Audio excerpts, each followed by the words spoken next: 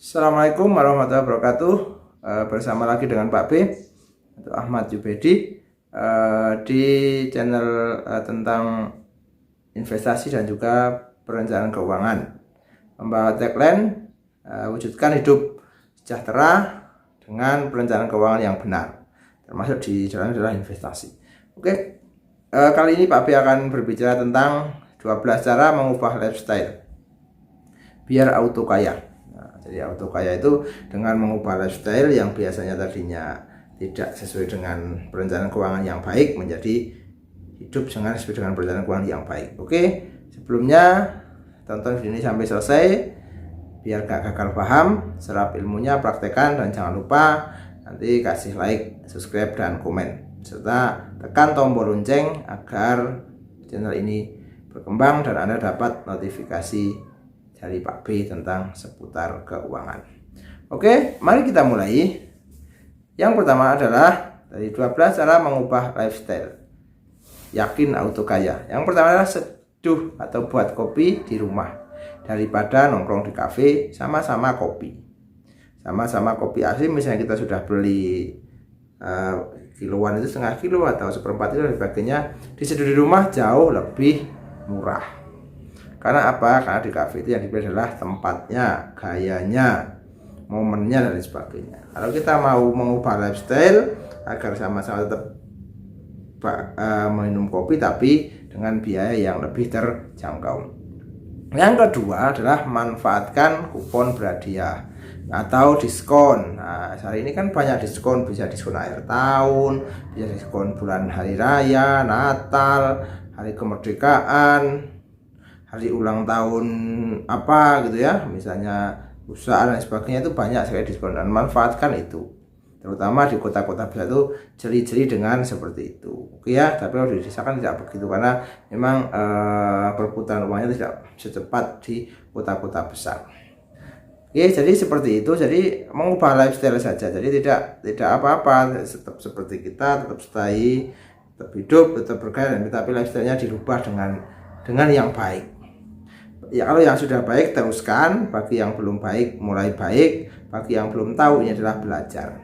Oke, terutama generasi milenial yang akan menyongsong masa depan. Kalau Anda pintar cari uang, menghasilkan uang banyak, tapi tidak pintar mengatur uang, apalagi menumbuhkan uang, yakinlah Anda akan miskin selamanya.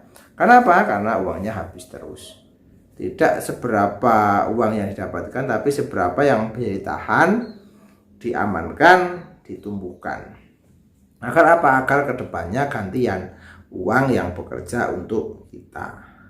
Uang yang bekerja untuk kita. Jadi kita bukan budak uang, tapi uang budaknya kita. Kan seperti itu. Jadi hal-hal yang seperti itu yang wajib kita ketahui secepatnya, sehingga generasi muda tidak menjadi generasi tertindih di atas dan terangkat dari bawah, kan enggak seperti itu ya. Jadi enggak. Yang ketiga adalah hentikan langganan TV kabel jika tidak bermanfaat. Jika misalnya teman-teman itu hanya bekerja terus pulang sebentar nonton TV terus tidur, mendingan enggak usah langganan, karena itu berbiaya mahal dan juga manfaatnya itu tidak begitu terasa. Kecuali memang kerjanya di rumah full sambil bekerja sambil bisa menikmati TV atau acara-acara, atau memang pekerjaan di bidang yang seperti itu, sehingga TV kabel, acara-acara yang baru-baru itu harus dilihat. Tapi kalau misalnya kerja di kantor kan enggak, nanti pulang paling sebentar capek tidur, sudah nanti besoknya lagi kerja kantor lagi dan sebagainya. Yang keempat, catat semua pengeluaran harian. Jadi seluruh pengeluaran itu dicatat, nanti biar tahu berapa uang yang dikeluarkan. Kalau yang dia dapatkan kan gampang, berapa uang yang didapatkan jelas, bisa dari gaji, bonus, atau hasil omset penjualan dan sebagainya, itu kan jelas. Tapi yang enggak jelas adalah pengeluarannya. Kalau kita bisa menekan pengeluaran sehingga pendapatan jauh lebih banyak daripada pengeluaran, itu adalah keuangan yang seimbang dan sehat. Karena apa? Karena sisanya bisa digunakan untuk investasi, digunakan bisa untuk menabung, digunakan untuk masa yang akan datang, dan suatu saat uang itu akan bekerja buat kita, akan menghasilkan uang buat kita. Itu adalah manfaat dari seperti itu. Yang kelima adalah jangan terlalu sering jajan di luar. Kalau jajan boleh Pak, ya boleh. Terlalu sering. Karena apa? Kalau dihitung-hitung, kalau kita nggak punya budget yang benar-benar memang digunakan untuk biaya itu, nanti akan bocor sana sini masalah keuangan. Harusnya kan setelah 1 bulan itu uang itu cukup dan bersisa. Atau diambil dulu di depan, digunakan untuk investasi atau menabung. Ini sisanya bisa cukup untuk 1 bulan. Itu yang paling bagus kan seperti itu. Yang keenam adalah kurangi intensitas jalan-jalan di mall. Nah, lupakan cuma jalan-jalan. Iya, jalan-jalan itu adalah nanti matanya melihat sesuatu yang sebenarnya tidak dibutuhkan. Itu nanti akan mempengaruhi cara berpikir kita, mempengaruhi psikologi kita. Nanti hal-hal yang sebenarnya tidak perlu atau bukan prioritas, bukan kebutuhan utama, nanti malah beli. Padahal di rumah sudah beli karena hanya terpengaruh dengan iklan, terpengaruh dengan disuruh dan sebagainya. Baju di rumah banyak sekali, tapi baju di mall beli, sepatu atau dan sebagainya beli. Kan itu jadi menjadikan memang lifestyle-nya bagus, tapi keuangannya pasti bocor sana sini, sehingga di akhir bulan tidak punya sisa dan sebagainya, bahkan kurang dan berani berhutang. Itu kan luar biasa. Yang ketujuh adalah buat pembayaran auto debit atau otomatis. Jadi yang paling bagus misalnya punya penghasilan, ini langsung dimasukkan ke rekening yang satu untuk tabungan, rekening yang satu untuk dana darurat, rekening yang satu untuk jaga-jaga misalnya untuk jaminan dan sebagainya. Rekening yang satu ini digunakan untuk operasional. Jadi seluruh operasional ada di rekening yang satu, sehingga rekeningnya tidak bercampur-campur. Sehingga apa? Sehingga ketika misalnya sudah menipis, ya bagaimana caranya mengisi rekening tersebut? Dengan cara mengurangi pengeluaran atau dengan cara menambah pendapatan, kan seperti itu. Loh, kok pendapatan Pak? Kan kita bekerja dengan kerja sampingan, kan seperti itu. Oke, yang ke-8 adalah gunakan selalu uang cash atau uang tunai. Ini digunakan untuk ngerem atau menjaga. Misalnya, tapi sudah berkatakan berkali-kali, kalau kita ke mall atau kemanapun dengan uang di cash itu 1 juta, yakin secara psikologi, secara otak sini adalah mengatakan bahwa kalau beli itu maksimal ya 1 juta. Kalau begitu ada barang lebih dari juta, nggak akan mungkin karena uangnya nggak ada. Itu secara psikologi seperti itu. Beda dengan menggunakan kartu kredit. Nah, itu padahal ya hutang. Ini hutangnya unlimited sampai misalnya 30 juta misalnya. Nah, itu beli barang 1.500.000 itu sangat murah karena beranggapan bahwa di dalam kartu ini adalah ada 30 juta. Kan seperti itu. Itu adalah untuk mengerem pengeluaran atau mengubah lifestyle saja. Pak penyakit ya boleh saja, asal rajin dan tepat waktu dalam membayar.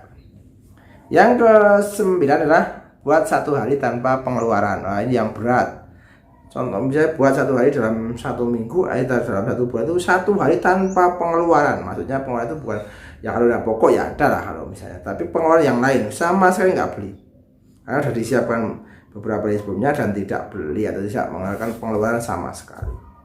Kan luar biasa. Kalau itu sudah jadi kebiasaan, misalnya keluarga juga sudah disepakati semua keluarga, kalau yang lajang sudah disepakati diri sendiri, nanti bisa dilakukan dengan pasangan dan sebagainya, kedepannya akan jadi sangat bagus dalam hal perencanaan keuangan. Nanti uang yang tadi lifestyle-nya berubah itu menjadi uang yang ditabung, diinvestasikan, investasinya menghasilkan, itu akan menjadi pendapatan kepada kita. Kalau mau lebih lagi, hasil investasi digulung menjadi investasi yang lain, terus menerus seperti itu selama kita itu masih aktif income atau masih bekerja, masih berbisnis dan lain sebagainya. Yang ke-10 adalah hentikan membeli makanan junk food. Nah, ini karena tren saja, junk food itu ternyata keren. Keren. Itu akan yang paling bagus adalah makanan yang sayur-sayuran, makanan yang asli, yang beli di petani, di pasar dan sebagainya. Becek Pak, enggak masalah, yang penting kan kita sehat. Yang sekarang adalah kita memperoleh sehat, solih atau solihah dan sukses. Itu yang penting dalam diri kita tanamkan seperti itu. Saya menanamkan pada anak-anak didik sama pada anak seperti itu. Sehat, solih, solihah, kalau cewek sukses. Yang ke-11 adalah cabut kabel listrik jika tidak terpakai. Ya, ini kalau tidak terpakai dalam jangka waktu lama dibiarkan saja, ini adalah akan mempengaruhi pengeluaran memang sedikit, tapi kalau dalam jangka waktu yang lama bisa dihitung dengan luar biasa banyaknya. Contoh misalnya sudah ada penelitian satu orang itu menancapkan